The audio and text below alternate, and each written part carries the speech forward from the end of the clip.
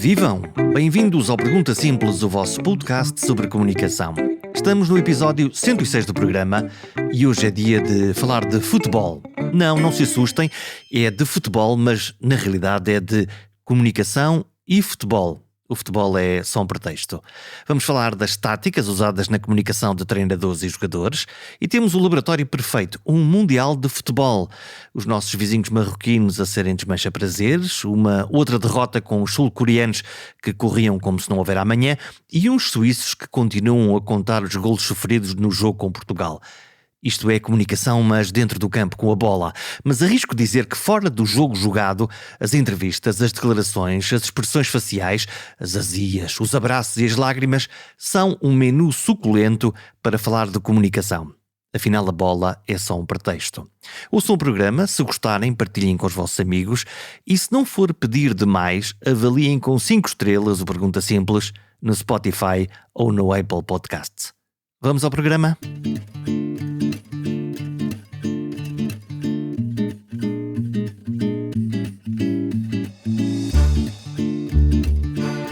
Portugal perdeu.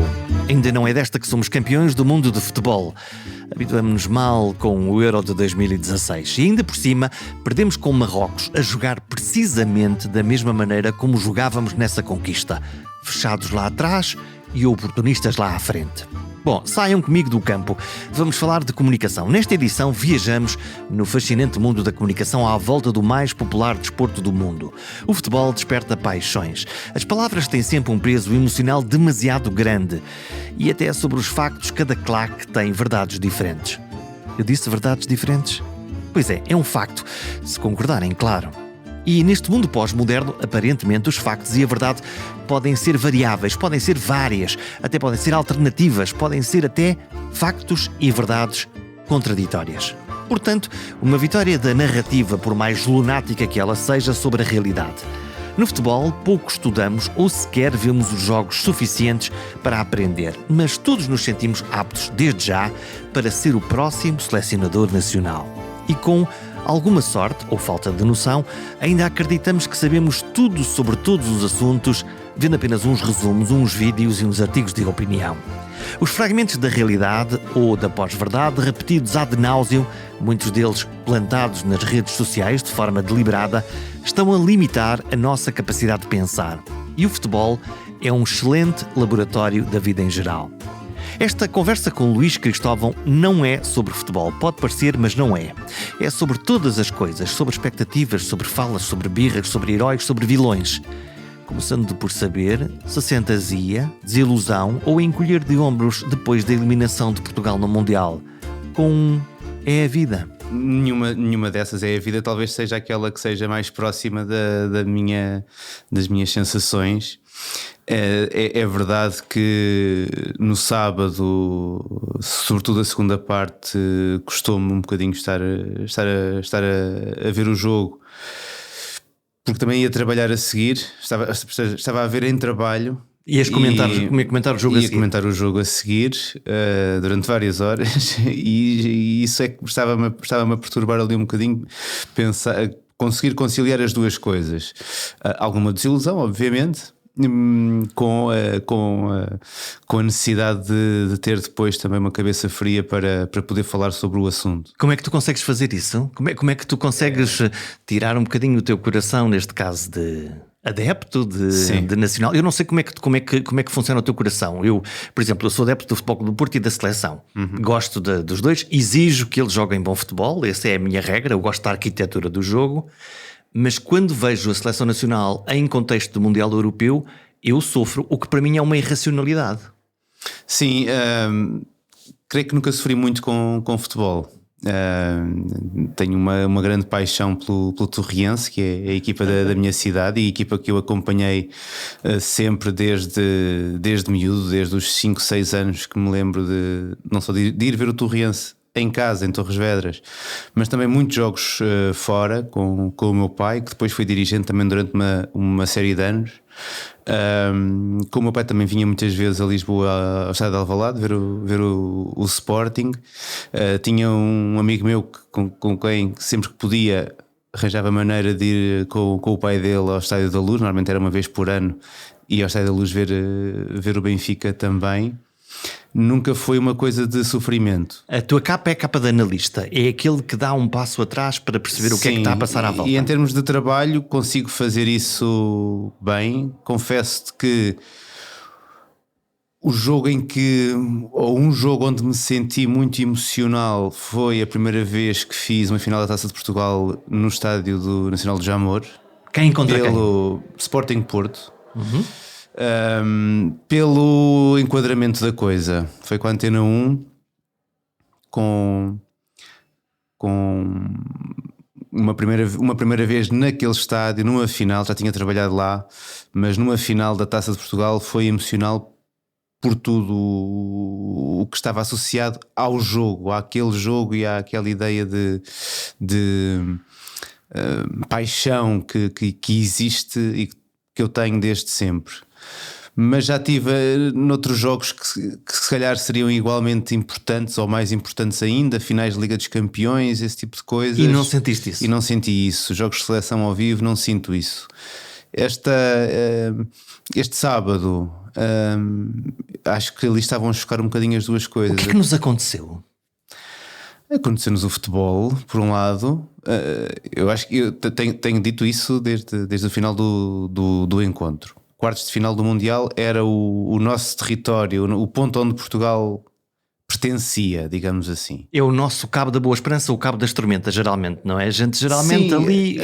até melhor do que a maior parte das vezes, não é? Estes quartos de final é o terceiro melhor resultado sempre da seleção. Mas podemos dar uma nota a Portugal deste Mundial? Podemos dar uma nota a Portugal. Eu creio que Portugal tem uma prestação positiva, como te disse, dentro das expectativas. Portanto, se calhar num exame final, dentro da média do ano, dos testes que foi fazendo. E não estávamos lá, está, todos nós um bocadinho contaminados com a expectativa. Isso. Sim. Nós vemos um jogo anterior com a Suíça e vemos perfume e vemos golos. E é isso que mexe. E dizemos, espera lá, isto afinal pode dar para nós, não é? Sim. Eu tive essa sensação, se calhar lá está, é parvo. Não, eu creio que isso foi o que toda a gente pensou. Inclusivamente eu senti isso que depois do que tinha acontecido no jogo frente à Suíça, em que de facto é dos melhores jogos da seleção portuguesa dos últimos anos, e estando a enfrentar um adversário que não tem propriamente história em mundiais, o que não nos diz nada acerca do seu real valor, mas diz-nos alguma coisa da forma como nós entramos no jogo, acaba por criar aqui uma certa desilusão que seguramente que se nós jogássemos contra uma França, uma Espanha, uma Alemanha, não criaria. Era normal. Seria o normal. Ou seria expectável. Ou seja, nós jogássemos com a Espanha, como Exatamente. era suposto, teoricamente. E esta ideia da expectativa tem um peso enorme naquilo que é a vivência do jogo. A expectativa de vamos ganhar, ou é possível ganhar, ou é impossível ganhar, mas vamos conseguir fazê-lo. É aquilo que nos move. É aquilo que nos move. E ao sentir um momento de confiança quebrado, não só com o resultado, mas sobretudo com a exibição, porque eu creio que aqui o que pesa mais depois é também a exibição, do melhor jogo dos últimos anos a um jogo ascético, muito pobre em relação Faz-me lembrar um outro jogo onde eu estive na bancada, no Estádio da Luz 2004, final com a Grécia. Sim, e até com ideias de jogo do outro lado semelhantes. Eu confesso que pensei mais em 2016, porque aquilo que Marrocos nos fez foi o que nós fizemos. Provamos o nosso próprio veneno. Provámos um veneno que utilizámos no passado. Olha, para mim o desporto é uma história. O Ferreira Fernandes falou uma vez sobre isso e eu concordo completamente com ele, que é o choque entre... É a jornada do herói. Heróis e vilões. Tens heróis e vilões para este Mundial? Para mim é muito difícil ver o lado do vilão no futebol. O lado do herói, sim. O lado do herói creio que é aquilo que a generalidade das pessoas está à procura. Quem são os heróis? Os heróis deste Mundial. Para ti, claro. Sim. Por exemplo, o Livakovic, guarda-redes croata, naquilo que faz no jogo frente ao Brasil, torna-se um herói. O que não significa que ele, ainda esta semana, quando voltar a jogar, amanhã contra a Argentina, não saia como o anti-herói.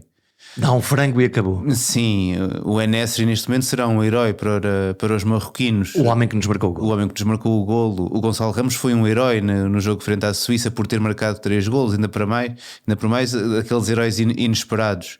Eu creio que os heróis no futebol, no desporto, são transitórios, não é? São temporários. E isso, ao mesmo tempo, eu vejo isso como uma coisa boa.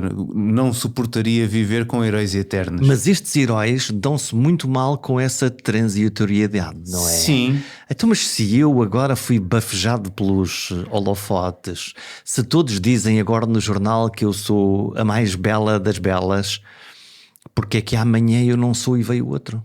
Sim, é a célebre frase do Bestial a Besta, não é? A bola é pródiga nisso? A bola, assim, o desporto é só isto. E eu creio que a vida também é. Nós é que muitas vezes tentamos iludi-la no facto das coisas serem transitórias também. O futebol imita a vida, não é? Estou sempre a dizer isso e acaba por ser um bocadinho repetitivo. Mas de alguma maneira, obviamente, para quem assiste, esta ideia do herói temporário é deliciosa. Para mim é deliciosa pensar que eu quero ficar surpreendido, não é? Perdemos um jogo, custou-nos, amanhã há outro jogo para nós voltarmos a viver do início. Daqui a um voltamos ano a sonhar outra vez, não é? Voltamos a sonhar, não é? Para quem está nessa montanha russa por dentro, é mais difícil, mas creio que também o tempo acaba por ensinar a todos esses atores que as coisas são como são, e por isso há que aproveitar bem o dia em que somos heróis para depois suportar melhor o dia em que ficamos fora dessa lista. E nesse dia chorar. Vi no jornal espanhol já há uns meses, a propósito, numa das peças de preparação deste Mundial, sobre Portugal, e a peça, o título é fascinante, que é: Obrigado Portugal por ter criado 2 dos mais fabulosos vilões do futebol. E então a foto é de José Mourinho, o treinador, e Cristiano Ronaldo, já na turbulência toda de Manchester United. Isto é ver a história ao contrário, não é? É ver a história como os espanhóis a veem. Esse é outro lado bom. Esse é o outro lado bom do jogo, que é conforme o sítio onde estás, vês coisas diferentes. Estás no estádio, estás atrás da baliza, estás numa lateral, vês coisas diferentes. Há uma perspectiva, isto mesmo em termos de comunicação, sim, há uma perspectiva do que é que tu estás a ver. Sem dúvida nenhuma. Olha, vamos ao golo que elimina Portugal. E para mim é um fenómeno que eu gostava que tu me ajudasses a perceber. Nós estamos focados, é verdade, ok, é Portugal, estamos focados se foi um frango do nosso guarda-redes, se o defesa central não chegou, se por aí fora. E eu que vejo naquele lance de uma forma neutra, é um jogador do lado esquerdo que faz um extraordinário cruzamento e um avançado centro que marca um golo extraordinário. E nós ficamos cegos, não conseguimos ver isto, pois não? Não conseguimos ver isso porque nós sofremos o golo. Mas tu sentes tu mesmo, aquilo é um golo extraordinário, certo? Ou é um frango? Para que lado é que tu pendes? É um golo que é facilitado. Não é um frango, é um golo que é facilitado numa situação que a seleção portuguesa aconteceu inúmeras vezes ao longo deste Mundial. Portanto, é uma repetição da história. É uma repetição, é uma história que se repetiu muitas vezes. Cruzamentos com liberdade para serem feitos, um certo desalinho entre os defesas, e depois a acrescentar a má saída do Diogo Costa. Lá vamos às expectativas outra vez. Todos tínhamos a expectativa de ter um grande guarda-redes de topo mundial, que se calhar ainda está a verde, não é? Ainda estará, naturalmente, mas o potencial está lá e a qualidade está lá. E apesar de sair envolvido na infelicidade de ter uma parte da culpa, digamos assim, no golo que nos elimina. Creio que é muito difícil alguém conseguir argumentar-te que Diogo Costa não era a melhor opção para estar na baliza. E todos os grandes guarda-redes têm estes seus momentos. Todos os grandes guarda-redes têm estes momentos, mesmo no seu ponto mais alto, quanto mais nestes momentos ainda iniciais de uma carreira, que é aos 23 anos, um guarda-redes é ainda um jovem, muito jovem, pensando que normalmente a maturidade dos guarda-redes está depois dos 30. Olhando de uma forma de comunicação, vemos o guarda-redes que no primeiro jogo deixa a bola no meio da área com o avançado lá atrás, e tu vês no fim do jogo que a cara dele é uma cara de quebra de confiança total. Sim. E animado pelos seus colegas, Cristiano Ronaldo, Pepe, por aí fora. Desta vez sofre um golo, mas todavia a cara mantém-se seráfica, gelada e focada. Sim. Eu creio que o erro do primeiro jogo é um processo de aprendizagem, é um susto que serve para aprender. O golo destes quartos de final acontece muito mais cedo no jogo e, portanto, é um guarda-redes que já teve outros erros na vida, já teve grandes defesas na vida e reprocessa. E já sabe como lidar com isso no jogo. Contra o Ghana, o facto daquilo ter sido no momento final traz a atenção para quebrar logo ali a seguir quando o árbitro apita para o final da partida. E, portanto, eu acho que há fresco ainda na memória, sim, não é? Está fresco na memória. Há ali um momento de uma apreensão, mas que depois ele, quando fala, já fala com a confiança que lhe é característica. Portanto, eu creio que o momento que é apanhado nas câmaras acaba por ser uma visão bem para lá das cortinas que nós não costumamos ter acesso no Diogo Costa, mas que ali acabaram por ficar. E ali vimos, portanto, nós abrimos um bocadinho a cortina e vimos a vulnerabilidade, a fragilidade do ser humano que todos têm, não é? Mas que para um profissional de futebol, com o mediatismo que os jogadores da seleção têm que enfrentar, está quase sempre escondido. Dezenas de câmaras à volta de um estádio, algumas, a maioria das pessoas não sabe isso, mas há câmaras que são pedidas pela produção e pelas televisões para focar o jogo todo um determinado jogador, um Messi, um Cristiano Ronaldo, assim acontece. Creio que neste Mundial havia 6 sinais diferentes, portanto produzidos, não são 6 câmaras, são 6 sinais diferentes para transmissão. Nós normalmente o que vemos é uma realização. Estamos em casa a ver. Vemos uma que é o final, chamada Master, não é? Portanto, que é aquela que reúne o que é o formatado para passar na casa das pessoas. O realizador diz câmara 1, este aberto, aquele fechado, por aí fora. Mas tínhamos 6 versões dessa transmissão. Umas mais focadas em jogadores, outras de campo aberto, a chamada câmara tática, em que estás sempre a ver o campo inteiro, muito útil para o trabalho de análise. E isso demonstra que quando tu tens 6 sinais, não faço ideia quantas câmaras seriam. Vais apanhar 30 tudo. E muitas 40 câmaras, quase de certeza. E por isso apanhas o momento em que Cristiano Ronaldo, frustrado, diz para o selecionador nacional, agora já se pode dizer isto com toda a certeza, deve estar com uma pressa, não digo o resto porque é uma palavra portuguesa mais agressiva, deve estar com uma grande pressa e acontece aqui aquilo que eu chamo o momento de comunicação no campeonato, que é Cristiano disse mesmo aquilo para o treinador. Isso foi claro para ti desde o início? Sim, não diz aquilo para o treinador, diz aquilo para o ar. Em relação ao treinador. Em relação à decisão. Portanto, é dirigido ao treinador, mas não diz aquilo ao treinador. É como se fosse um pensamento que vemos ser soletrado pelo Cristiano Ronaldo. Portanto, não é muito longe de Fernando Santos. Devido ao meu trabalho na SIC, analisamos e esse jogo até foi transmitido pela SIC, portanto tínhamos acesso a várias imagens. Analisámos profundamente o que aconteceu, a sucessão dos acontecimentos, e nesse momento é o momento que nós identificamos como Cristiano ainda com a abraçadeira, é quando ele tira a abraçadeira e a vai entregar ao Pepe. É um desabafo para o Pepe? Nem para o Pepe. É para o ar. É para o ar. é para o ar. E ele está muito longe, está a meio do campo. Portanto, este é um momento de comunicação onde tu punhas um balão, como na banda desenhada, Sim. em que Cristiano Ronaldo pensa: olha-me este, então mas vai-me tirar do campo agora quando eu posso ajudar aqui. Curiosamente, a primeira imagem que aparece na transmissão que chega à casa de toda a gente é a cara de Cristiano Ronaldo a ver o seu número ser levantado, a placa com o número, quase a fingir que não está portanto, a ver. Há ali uma cara em que se percebe a apreensão de Cristiano Ronaldo. Portanto, aquele momento é um choque. E depois sai aquela frase. Eu creio que é bom termos noção. O Cristiano tem também perfeita noção de que está a ser filmado. Claro. Tem perfeita noção de que está a ser às vezes filmado. os jogadores põem a mão à frente, da boca, dizem interiormente muitas coisas que não se letram, não é?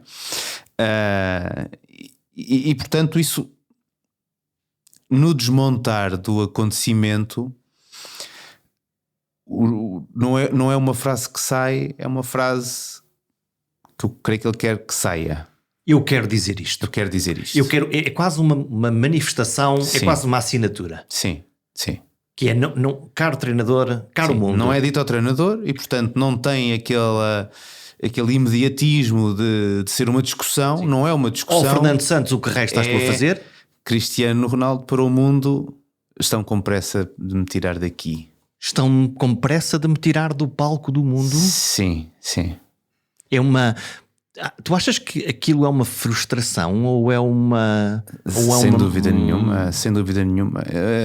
O Cristiano Ronaldo está a passar provavelmente pela fase mais difícil da sua carreira, tocada por questões pessoais, familiares que são conhecidas. A perda de um filho, que é uma coisa muito... Exatamente, que não conseguimos aí medir o peso dessa situação. Sabemos que afeta, mas não conseguimos medir porque felizmente nunca passei por isso, mas tenho perfeita noção de que cada pessoa reagirá de forma muito diferente e sempre muito dolorosa. E isso perturba de uma forma dramática o trabalho, no fundo. Sim, a pré-época, o início. E depois eu creio que isso vem conjugar-se com uma série de outras situações. Ou seja, não me parece que seja a situação familiar, pessoal, que é o ponto que quebra a continuidade em relação a tudo o resto. Acho que é mais um dado que se vem juntar a uma frustração com o clube onde estava, com o Manchester United, que já existia. E com o seu desempenho também. Eu creio que é inevitável que com o seu desempenho também. Porque estamos a falar de alguém que cada vez que entra no campo nos últimos 18 anos, sim, é tipo, vou marcar um golo, e isso era óbvio para toda a gente, imagino que para ele muito mais, não é? Antes de qualquer um de nós perceber que a idade ou o tempo estava a pesar sobre Cristiano Ronaldo foi a primeira pessoa a ter noção disso. Claro. E tanto que ele foi mudando um pouco o seu estilo de jogo e a forma e aquilo que ele faz em campo ao longo da sua carreira. Já não dá para correrias, já teve vários sinais em que ele próprio percebeu que tinha que começar a fazer coisas de maneira diferente. E acredito que nestes últimos 4 anos, desde que ele foi para a Juventus, em algum momento ele tenha realmente percebido que as coisas já não eram mesmo como foram antigamente, no sentido em que já não dava propriamente para mudar a forma como está em campo e continuar a ser um dos melhores jogadores do mundo. Neste momento isso já não acontece, e já não acontece há 4 anos. Creio. Mas que isso vimos tudo isso com Maradona, com Sim, Pelé, com Figo, com Rui Costa. Com todos esses vimos isso mais cedo e... É a lei da vida, não é? De forma se calhar muito mais brutal. Pois não vimos isso com o Pepe, mas isso é porque ele deve ter lá uma poção secreta, não sei o que é que... A questão do Pepe é curiosa, porque o Pepe, aos 39 anos, é um jogador que nos pontos altos está sempre muito bem. E depois tem momentos... intervalos? Entre esses pontos altos em que há essa quebra. lesões, menos utilização na equipa. Portanto, faz uma gestão mais racional do seu momento e da sua capacidade? Eu creio que faz a gestão necessária para que um jogador da idade dele possa estar ao melhor nível nos pontos altos. O Cristiano Ronaldo tem objetivos que são contínuos. Quando tens objetivos de marcar mais golos, de fazer mais jogos, não podes propriamente ter esses pontos baixos entre os pontos altos. Tens que estar sempre É uma máquina de alto rendimento. Sim. Que sabe que tem que responder a essa demanda. Que quer estar sempre nessa demanda. Porque também são objetivos que ele coloca a si próprio, não é? E isso obviamente iria ter um custo. E eu creio que o custo se sentiu neste último verão. As tais questões pessoais, a insatisfação com o clube, o querer sair para uma outra realidade, nada disso ter resultado. No processo não treinou durante a pré-temporada. Eu creio que são demasiadas coisas para que um jogador, já nesta fase da sua carreira, consiga depois recuperar rapidamente, por vontade não é? própria recuperar. Precisa agora de um processo, primeiro para limpar um bocadinho a cabeça, para descansar, para se reposicionar e encontrar esse contexto onde as coisas possam voltar a sair. Sempre, mais uma vez, sem esquecer que neste momento já não é um dos melhores do mundo, mas ainda pode ser um jogador muito bom e muito, muito útil para equipas e para a seleção. Mas precisa de se, lá está, recentrar e ver o que é que consegue fazer e o que é que não consegue fazer. Sem dúvida nenhuma. O Cristiano tem uma reputação mundial absolutamente extraordinária. Ele está na história, quer dizer, ponto. A história está escrita. O contexto, por exemplo, daquela entrevista que ele dá, quando termina, pausa na época desportiva no Manchester e depois vem para a seleção, dar aquela entrevista daquela maneira, claramente nós vemos que o objetivo foi forçar uma ruptura com o Manchester, não teve como preço trazer esse problema que é externo a Portugal para dentro de Portugal no meio de um campeonato do mundo? É o eu sobre o nós?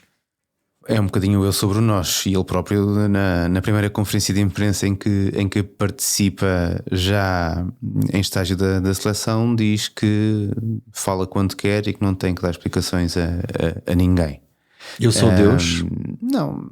É a postura dele e é aceitável que assim seja. Eu creio que aqui o que não foi medido é o impacto da entrevista. E há um impacto de até naqueles 26 que ouvem a entrevista também? Creio que não tanto. Ou no buzinar geral em termos de comunicação? Cristiano não seria um tema deste Mundial. Seria quanto muito um tema fazendo o primeiro jogo, cumprindo o seu 5º Mundial, marcando o golo. Portanto, seria um tema pela positiva. Check. Bateria recordes, entraria mais numa linha da história, mas não seria tema do Mundial. Este não era o Mundial de Cristiano Ronaldo. Não estava previsto que fosse. Não estava previsto que fosse o Mundial em que o tema fosse Cristiano Ronaldo. E a entrevista coloca-o aí. E creio que depois da entrevista, a conferência de imprensa serve para manter vivo o tema Cristiano Ronaldo. O que aconteceu no final do jogo da Coreia do Sul serve para manter vivo o tema Ronaldo. As publicações de familiares servem para manter vivo o tema de Cristiano Ronaldo. Isso é um azar ou uma estratégia? Ou aconteceu? Azar não é. Azar não é.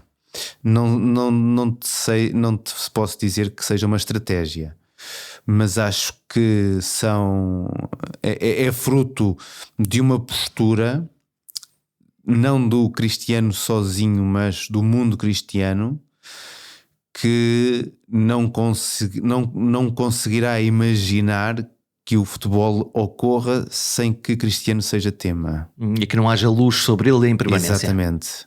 E isso, até certa altura, pode ser muito positivo, porque estás obviamente a fortalecer marca e a fortalecer estatuto. Estás a criar luz à volta dos seus feitos. Mas quando as coisas não correm bem, ou quando o rendimento desportivo já não está ao nível, essa luz acaba por expor em demasia aquelas que possam ser atualmente fragilidades de Cristiano. E eu creio que é esse o ponto das consequências que não foi pesado. Ou seja, aquela entrevista não conseguiu pesar o facto de o rendimento desportivo do Cristiano não ser o mesmo, puxar toda a leitura que se faz da figura e da entrevista para um lado mais negativo e não para o lado positivo, que seria: o melhor jogador do mundo acusa o seu clube de que não está à sua altura. O melhor jogador do mundo do momento acusa o seu clube. É sempre um passo muito arriscado. Essa é a narrativa que nós podíamos ler. Esse é um passo muito arriscado. E se ele fizesse um campeonato mundial extraordinário, marcado 10 golos e Portugal ser campeão do mundo, então seria uma história de redenção. Exatamente. Agora, como eu costumo dizer, é preciso ver os jogos, e vendo os jogos conseguimos traçar linhas que nos dizem se isso é provável de acontecer ou não. E era pouquíssimo provável que acontecesse esse renascer do Cristiano Ronaldo. E em termos de comunicação, temos um primeiro momento pós as declarações no campo para o treinador, para o ar, sobre o treinador, que é: estás com uma grande pressa para me tirar. Fernando Santos, num primeiro momento, aparece a dizer: não, eu estava a falar para o coreano. O próprio... Tem que ver com a pergunta que é feita a Fernando Santos. Foi uma pergunta mal feita? É uma pergunta, sim, é uma pergunta aberta sobre a insatisfação de Cristiano no momento da saída. Ok, não é uma pergunta concreta. Não é uma pergunta concreta sobre a frase não era de Cristiano, que... nem sobre essa frase. Essa frase nunca é mencionada naquele dia. É uma pergunta um bocado estranha, não é? Uma pergunta aberta para um... Normalmente os jornalistas fazem perguntas concretas. Eu creio que não é estranha, porque quem está no estádio também não se apercebe do que aconteceu. Ok. Quem está no estádio não se apercebe do que aconteceu. Vê que ele está insatisfeito na maneira como sai. Insatisfeito, e a pergunta que lança é sobre a insatisfação. E a resposta de Fernando Santos é sobre aquilo que acontece mais próximo dele. O segundo momento. Que é o segundo momento. Quando ele diz ao coreano: não me chateies, eu saio. Faz ali um sinal com o dedo a mandá-lo calar, e terá dito qualquer coisa, depois do jogador coreano do Cho Gae-sung também lhe ter dito algo, e aquilo depois gera ali até um sururu entre vários jogadores. O calor normal do futebol. A pergunta é aberta ao Fernando Santos, tal como é aberta depois na zona mista ao Cristiano Ronaldo, e as respostas de Fernando Santos, e Fernando Santos repete a sua resposta 4 ou 5 vezes nessa conferência de imprensa, e depois Cristiano Ronaldo diz praticamente a mesma coisa. Isso para mim é um exemplo de um trabalho de comunicação perfeito, que é: há um problema, tu antecipas o problema, orientas as partes envolvidas. Fernando Santos e Cristiano Ronaldo têm a mesma versão, defendem-na em sítios diferentes, traz até Cristiano Ronaldo à zona mista, que é uma coisa pouco normal de acontecer também ao longo da sua carreira, mas ele vem à zona mista na prática para também reforçar essa versão, e é uma comunicação perfeita. Porquê? Porque o treinador fala da insatisfação, mas não foi diretamente com ele, não foi cara a cara com ele, e portanto ok. É um desabafo. É um desabafo. E eu creio que aí, neste momento de comunicação perfeita, é aqui que havia a possibilidade de ter resolvido o assunto de outra maneira, não deixando pontas que depois se vieram a deslaçar. Se isto fosse, se ele soubesse o que é que tinha acontecido efetivamente, ele poderia ter dito: sim, eu ouvi, nem gostei muito, mas compreendo pela atenção e porque é normal um desabafo, e aquilo passaria rapidamente. A grande parte dos treinadores diz. E é o que acontece habitualmente. Nós vemos quando um treinador substitui um jogador estrela, normalmente eles ficam zangados. Sim, para mim é muito importante que a insatisfação não tenha sido cara a cara com o treinador. É completamente diferente. Não foi um confronto. Não é um confronto. É um desabafo. E o Cristiano veio no final dizer que está tudo bem. Aliás, o Cristiano Ronaldo até diz: o que acontece no campo fica no campo, que é o habitual, não é? Nunca me esqueço que Luís Figo também, um dia substituído, se calhar até por Cristiano Ronaldo, também saiu do campo, não cumprimentou o treinador e foi para o balneário rezar. Ninguém gosta de sair. Ninguém Portugal, gosta Inglaterra. de sair. Mesmo num jogo como era este contra a Coreia do Sul, que não tinha assim um grande peso, mas não tinha marcado, não tinha marcado, não estavam a sair bem as coisas. Estavam a sair bem. No fundo, esse jogo contra a Coreia é o jogo que acentua a ideia de que talvez sem Cristiano Ronaldo a equipa possa encontrar outro tipo de soluções. Eu creio que tudo isso pesa na frustração do Cristiano Ronaldo, e naquele momento, para que não houvesse pontas soltas, o que poderia ter sido ou o que deveria ter sido indicado ao treinador é: ele de facto saiu insatisfeito, disse uma frase que foi vista, e o melhor é não darmos importância a isso. E não podemos escapar do mundo das redes sociais, onde nos minutos logo a seguir saiu em todo lado que isto estava a acontecer. E sendo certo que esse trabalho de comunicação acontece ao mesmo tempo que nós estamos a conseguir ver tudo o que aconteceu, não é? E a pensar, estou-me a fazer de parvo? Na emissão da SIC Notícias, isso foi claro ao longo do pós-jogo e à noite. Foi claro a delimitação dos dois momentos, de que tinha realmente acontecido um primeiro momento e depois o segundo, dos quais eles tinham falado. E fala em português. E fala em português. Para os coreanos, habitualmente. Sim, mas isso podia ter sido qualquer coisa. Podia ter sido qualquer coisa. Há aqui uma. Eu já quero ir ao segundo momento, que é quando Fernando Santos volta outra vez a falar deste tema. Sim. Porque isso é importante. Mas nas redes sociais há um fenómeno que, em vez de ser um fenómeno objetivo, em que cada um de nós olha desapaixonadamente e diz o que pensa, há um fenómeno quase de pós-verdade. Isto é, tu só podes ser, neste episódio como noutros, ou pró Cristiano Ronaldo ou contra. E há uma polarização e um choque comunicacional aqui. Em tudo. De pessoas que tu conheces e que não ligam a futebol, e que é, duas palavras aqui, que é ingratidão, por um lado, ingratidão pelos grandes feitos, e por outro lado, vocês não estão a ver que o homem já não consegue mais? Há aqui um choque. Há aqui um choque em tudo, não é só neste momento, é em tudo o que neste caso toca o Cristiano Ronaldo, mas também em tudo o que toca Fernando Santos, o que toca o Diogo Costa, o que toca as opiniões sobre a seleção. Eu creio que toda a gente fala de futebol, e acho que isso é uma das partes da beleza do jogo e do futebol ser uma espécie de língua franca por todo o mundo, é universal. Mas pouquíssima gente vê os jogos de forma consistente.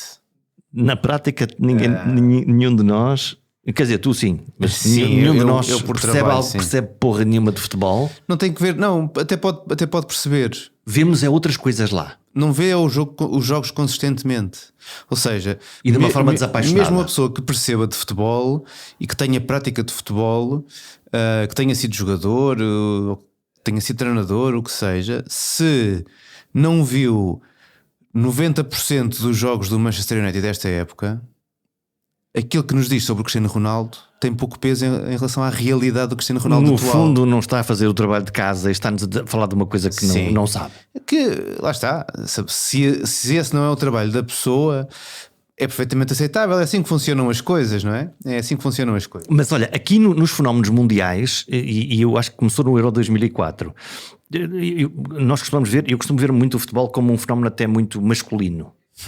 Quando se mete estas competições, as mulheres dizem: eu também vejo isto. Mas o futebol, eu creio que já há muito que não é um já fenómeno passou disso, não é?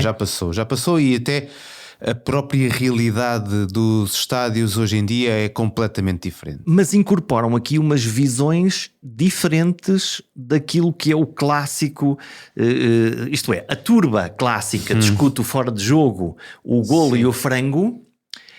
Estes novos públicos discutem a emoção, a há um vontade, lado emocional que é mais o querer, que tem muito que ver com tu não veres os jogos. Ou não vês os jogos completos, vês o resumo, vês o golo vês Vês o que queres ver. a frase do Cristiano Ronaldo repetida 150 vezes, vês a justificação do Fernando Santos repetida 150 vezes e crias uma ideia acerca do acontecimento através desses flashes que são retirados do acontecimento. Faz uma avaliação fragmentária da realidade. Completamente.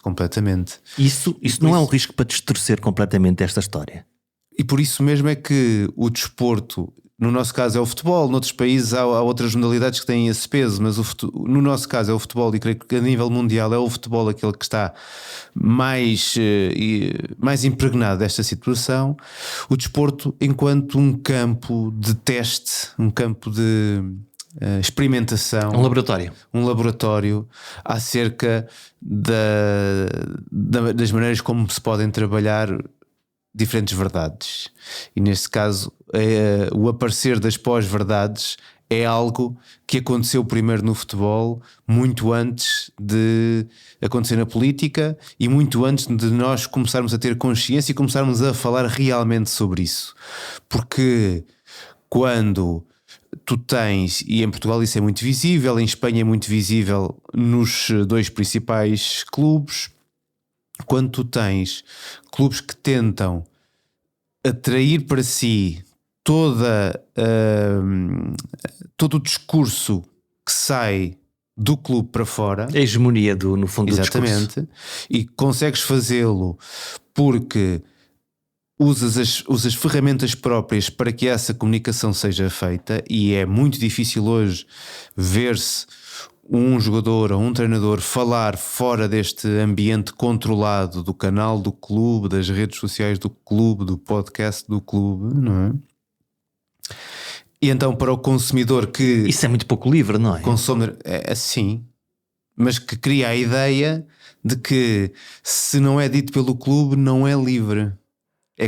Ou seja, as pessoas associam a ideia de condicionamento a quem está numa posição de neutralidade porque não acreditam que a neutralidade exista. É uma espécie de propaganda, no fundo. Completamente, sim. Quando eu acredito muito mais se foste tu a fazer uma pergunta do que propriamente o canal de televisão do próprio clube a fazer uma pergunta ao seu próprio jogador. Mesmo que a pergunta seja a pergunta mais honesta e mais bem feita do mundo. Sim, e isso deveria ser aquela alfabetização mínima, não é? O campo mínimo da nossa percepção em relação às coisas. Se a pergunta é feita por um elemento externo e que não... E neutro, não é? Que está numa posição em que pretende ser independente dessa influência direta do clube ou do partido político. Podemos estar a falar, isto aplica-se a qualquer tipo de organização, a qualquer das realidades. Obviamente a nossa noção devia ser: esta pergunta pode ter outro tipo de alcances, pode chegar mais longe. O contraditório, o fazer Exatamente. A pergunta certa, ou ter um outro prisma. Mas a leitura atual é, e nós vemos isso também em tudo, tentar colar no jornalista, no entrevistador, no comunicador o inimigo, e portanto aquela pergunta é sempre uma pergunta que aquilo deve estar a interessar à outra parte, seja ela quem for. Esta pergunta foi encomendada pelo outro que Exatamente. Me quer... E isso acontecer, voltando ao futebol, isso acontecer no que é a realidade dos clubes.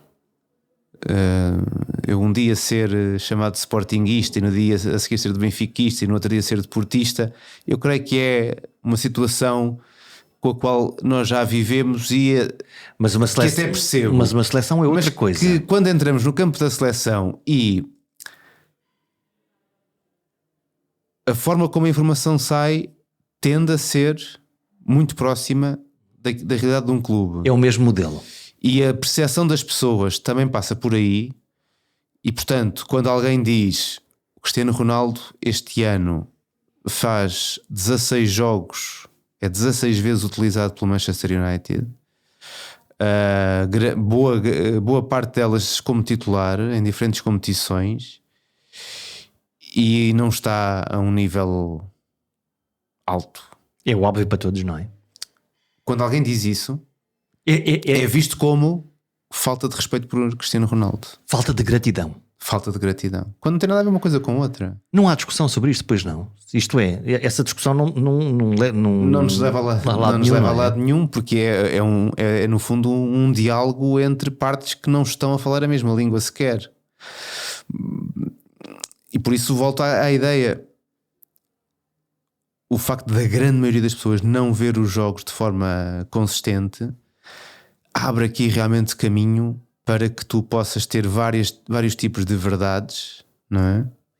Ou engendrar vários tipos de verdades que subsistem, aquelas que são fruto dos flashes de maneira mais perene do que aquelas que são fruto de análises profundas. Em suma, não percebemos nada disto e estamos a fazer uma história na nossa cabeça baseada em pequenos fragmentos que estão naturalmente descontextualizados e que nós não conseguimos compreender. Sim, eu gostaria que isso fosse, a conclusão daqui fosse uma chamada de atenção para a forma como nós lidamos com as coisas, não só no futebol, mas também fora dele, na nossa vida, porque também na nossa vida as nossas opções políticas, as tomadas de posição em relação às coisas que acontecem no mundo estão também debaixo dessa ameaça. E se nós não percebermos isso, cada um de nós não perceber isso, passamos a ser também um instrumento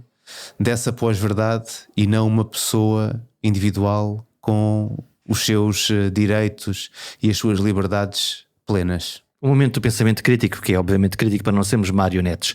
Vamos fechar este tema. Fernando Santos Sim. Depois percebe que aquilo que passou entre a comunicação que foi pensada versus a realidade que todos nós vemos, obviamente não colava uma coisa com a outra, aparece com uma declaração, para mim, brutal em termos de comunicação, que é: não gostei nada, não gostei mesmo nada. Sim. Uou. É, porque aí, lá está. Aí nós ficamos a saber que Fernando Santos não estava na posse de todas as informações no momento em que falou na primeira conferência de imprensa. E que aquele momento, que essa primeira conferência de imprensa, o que sai dali implicava que existissem vencedores e perdedores neste episódio. E quando Fernando Santos volta a pegar no assunto para esclarecer que agora que tinha visto não tinha gostado mesmo nada do que tinha visto, Recentrou a coisa.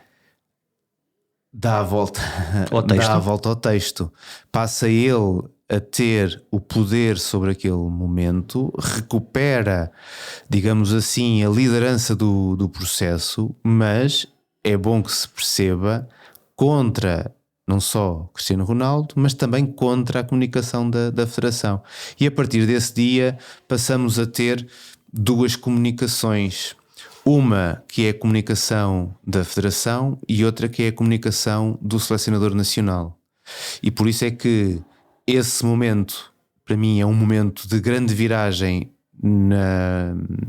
no comando de Fernando Santos à frente da seleção. Porque é a primeira vez que acontece o interesse de Fernando Santos vir ao de cima, contrariando a tese comunicacional que a Federação defendia, e que depois volta a acontecer numa conferência de imprensa posterior, quando depois da Federação dizer que ter saído um comunicado, dizer que Cristiano Ronaldo estava de corpo e alma com a equipa e que não tinha acontecido nenhum episódio de ameaça em que ele dissesse que quisesse sair, Fernando Santos vem dizer que falou com Cristiano Ronaldo, o que é normal.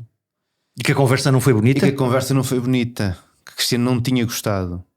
Coisa que também seria normal, mas que mais uma vez é o selecionador que está a dar informação extra em relação à comunicação oficial. Que nunca saberíamos, que são aquelas conversas de balneário. Sim, que nunca sabemos o que é que aconteceu, exceto anos depois. E lá está, mais uma vez, ali, se Fernando Santos estivesse alinhado com a comunicação da Federação, o que ele diria é: falei com o Cristiano, obviamente é um momento difícil, mas o Cristiano está connosco. E não foi isso, ele foi mais longe. E não foi isso, ele foi mais longe. Sim. E portanto criou, lá está, se recentrou a narrativa e pô-la noutro plano. Nós neste Mundial, da parte dos elementos da seleção, tivemos 2 tipos de comunicação. Uma, a da federação, à qual os jogadores deram sempre sustentação na forma como falaram, com muita liberdade, muita abertura para falar de todos os assuntos, mas nunca ninguém fez nenhum comentário negativo. Muito profissionais. Em relação ao muito profissionais. A evolução do processo de comunicação é brutal. E tu percebes, porque na generalidade e quase na totalidade dos jogadores da seleção não há ali nenhum momento que te pareça plástico. Não, de todo. Aliás, há 2 momentos. Eu creio que o momento mais difícil, mas também era um momento de mais tensão, porque foi o do João Mário. Sim, foi apanhado da curva no fundo quase. Era o primeiro e a pressão ali estava muito alta. A partir daí todos os jogadores que falaram sempre com muito à vontade. Há 3 momentos aqui de comunicação que eu gostava de comentar e posso dizê-los todos e depois já lá vamos. O primeiro, um momento formidável quando Ramos marca os 3 golos e há uma imagem, julgo que é da Sport TV, em que está Bruno Fernandes e Otávio. Em que é feita a pergunta e o Otávio diz sim, espero que ele marque mais golos, que é para ver se vai embora. E há um riso que eu digo, isto é comunicação. E a seguir o Bruno Fernandes pega na bola e diz: pois a gente lá quando joga as cartas explicou-lhe como é que ele faz e agora ele fez. Sai do padrão do vou chutar com o pé que está mais à mão, vamos tentar ganhar, a tática é um... Curiosamente, esse momento acontece com um jogador que está em Portugal já há muitos anos e com um jogador que está em Inglaterra, mas aquele é o modelo de comunicação Premier League. Juntar os 2 jogadores... E que funcionou? E que funciona muito bem. Na Premier League temos semanalmente casos em que eles estão-se a divertir, vêm 2 jogadores juntos. A Bundesliga também faz isso, mas a Premier League faz de forma instituída. Vêm 2 jogadores juntos da mesma equipa e tu crias ali um diálogo em que cria a situação divertida.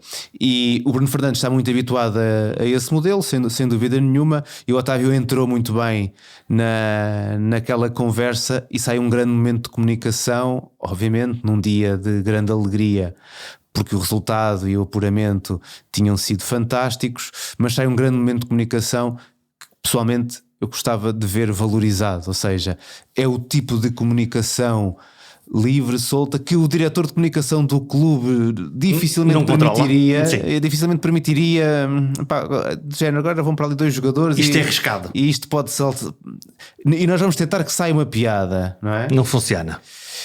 O diretor de comunicação tem imenso medo do que possa sair dali, mas funciona muito bem, funcionou muito bem. Aí num momento bom, num momento mau, se quisermos, ontem chegada a Lisboa da seleção, Pepe no papel de capitão, também. Sim. Um discurso... Sim, Pepe, Fernando Santos sublinhou isso mesmo, que o líder de discurso no balneário é Pepe.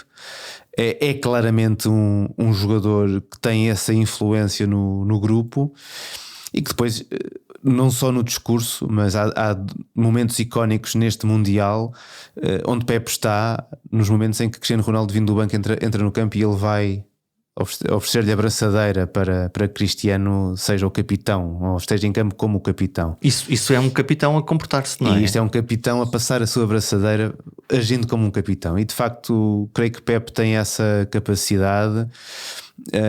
Na forma como logo no primeiro dia de estágio há uma imagem dele a receber António Silva também, o Benjamin do grupo. Sim, percebe-se que há ali alguém que tem total consciência das suas ações e do peso que pode ter e daquilo que é importante fazer para que o grupo esteja bem. E Pepe é um atleta que tem essas preocupações e tem essa prática. Eu quero terminar em alta porque eu fiquei fascinado. Eu acho que eu gosto de o ver em campo e gosto de o ver a falar.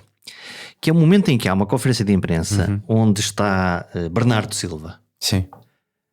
A dar uma lição de comunicação e de tática, explicando futebol para ignorantes, que é o que eu sou, não é? Eu estou lá sentado e estou a ver um jogador de topo a explicar-me finalmente o que é que... Ele levou-me tipo PlayStation, assim, anda comigo. Sim. Olha, eu vou para aqui no campo porque isto, eu vou por aquilo, isto acontece por isto, por aquilo. E eu pensei assim, isto é o jogo. Sim, sim. O Bernardo tem essa capacidade não só de demonstrar em campo, mas também de o conseguir explicar fora dele. Sempre foi uma personalidade que nunca teve propriamente aquela preocupação de medir muito as suas palavras ou as suas ações para defender os seus interesses. Defendeu-os e pronto.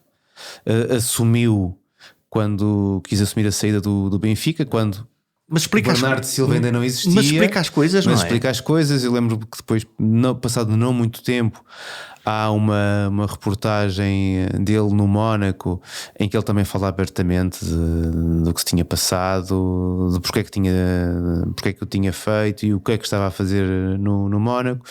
E depois tem tido também a sorte de estar em clubes que alimentam muito esse tipo de discurso. O Manchester City com Pep Guardiola é um espaço também onde essa discussão parece ser muito, muito aberta, e é de facto um prazer podermos ouvir o Bernardo, e é daquelas personalidades que eu espero que tenha paciência, e sublinho paciência, porque muitas vezes no espaço de comunicação sobre o futebol, o ter paciência, o ter essa persistência é muito importante. E obviamente o Bernardo Silva, quando terminar a sua carreira, não vai precisar, não vai fazer por necessidade, se o fizer é por gosto, e esperemos que tenha essa paciência de nos explicar o jogo, de poder estar num espaço onde nos continua a explicar o jogo. Bom, e agora?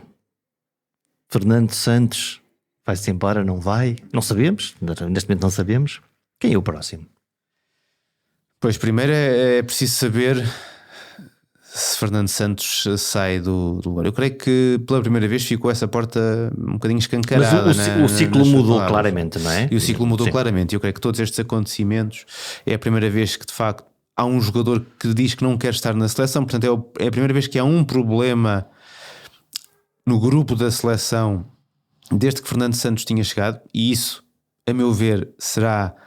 É certo, Fernando Santos no dia em que sair sai como treinador que pela primeira vez ganhou um campeonato europeu com Portugal, mais uma Liga das Nações, ganhou a Liga das Nações, que esteve num período também importantíssimo. Esperemos que não seja o melhor de sempre, esperemos ter mais alegrias, mas um período, uma resistência no topo que não é propriamente o normal do futebol português. Então deixa-me mudar a pergunta.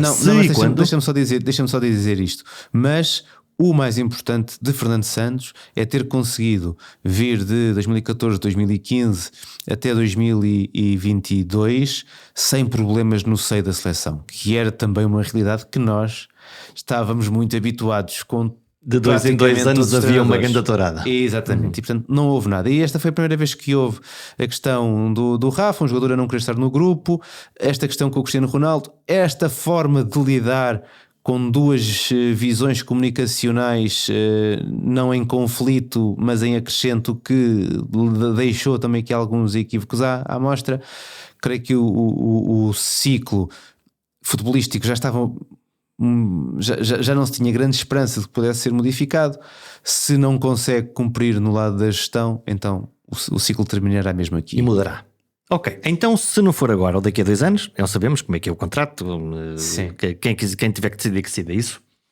Quem é que tu, Presidente da Federação Portuguesa de Futebol, vês aqui como pessoas que pudessem ser... Neste momento nós temos um grupo de jogadores com enorme qualidade e que nos próximos 4 anos continuará a ser um dos grupos de jogadores com mais opções de todo o mundo. E portanto o Europeu 2024 e o Mundial 2026, na minha opinião, devem ser vistos como um todo, como um processo em que há que começar a trabalhar agora, em janeiro de 2023, para ganhar as 2 provas, para alcançar o melhor resultado possível nessas 2 provas, tendo em conta este conjunto de jogadores. Na minha opinião, há uma pessoa, há um treinador que está por dentro deste grupo, já trabalhou com todos estes jogadores, está dentro da federação e a nível futebolístico seria a pessoa indicada para o fazer. Rui Jorge, selecionador de sub-21. Um discreto e competente, treinador, selecionador, não é? Exatamente, que eu creio, por aquilo que é a sua experiência e por aquilo que é o seu discurso nas várias entrevistas que deu ao longo destes anos, é o perfil ideal para conseguir conjugar o lado esportivo com este lado de manter uma certa paz dentro do grupo, conhecendo muito bem todos aqueles atletas, lidando com eles desde muito jovem, um treinador até com um certo perfil de formador, que eu creio que poderia ser o encontro perfeito para nos próximos 4 anos Portugal se manter a alto nível. Então e os Mourinhos desta vida? Então e os Jorge Jesus desta vida? Então os... O trabalho do selecionador é muito diferente do trabalho do treinador de clube. No caso do Jorge Jesus, até vejo mesmo como muito difícil que ele próprio se consiga adaptar à ideia de ter jogos de 3 em 3 meses. Mesmo no Mourinho, apesar de aqui e ali ele já ter dito que seria algo em que ele pensaria, não me parece que ainda seja esse momento também para ele e provavelmente nunca será. E por outro lado, para além das diferentes características entre o selecionador e o treinador, por outro lado, quer Jorge Jesus, quer José Mourinho são treinadores de uma escola de um certo conflito, de um certo combate a um predomínio externo que não existe no trabalho da nossa seleção, e não é esse o momento atual da nossa seleção. Não estamos aqui num momento muito mau em que precisamos de alguém que puxe a seleção para outro nível, não, estamos lá em cima, só temos que continuar a afinar para poder chegar mais longe, e aí creio que não seria esse o perfil. Pergunta final: a mim venderam-me que ia ter um Brasil com a Argentina nas meias finais e um Portugal-França, e acabo por levar com Marrocos e com a Croácia. Sim. Quem é que vai ser campeão do mundo? Eu creio que te continuarão a vender um Argentina-França na final, que no momento de partida deste Mundial não seria algo inesperado. Eu creio que seria um dos jogos possíveis das finais. São as duas equipas que entram como favoritas. A Croácia, é bom não esquecer, foi finalista do Mundial em 2018 e está a voltar a mostrar todas as mesmas capacidades, apesar da sua principal estrela Modric estar com mais 4 anos, 37 anos, mas continua a ser um jogador muito importante, um grupo muito forte na defesa, um meio-campo fantástico, um guarda-redes que foi herói neste último jogo e que pode, repetindo exibições assim, continuar a dificultar. Estás-me a anunciar que é uma Croácia-Marrocos na final? Estou-te a anunciar que a seleção da Croácia não venderá fácil a eliminatória, a meia-final à Argentina. E então, se a final for esse Argentina-França, tens... Argentina-França. Eu continuo a ver a França como uma equipa que tem mais soluções no jogo. E perdeu 5 titulares, não estão aqui 5 titulares e continua a funcionar igual. Se nós em setembro fizéssemos o 11 da França e sem pensar muito nos lesionados, teríamos feito um 11 onde 5 dos jogadores estão lesionados e não entraram neste grupo final, e ainda assim continua a ter uma defesa muito forte, um ataque muito forte e um meio-campo que está abaixo daquilo que seria a melhor França, mas que está também muito bem.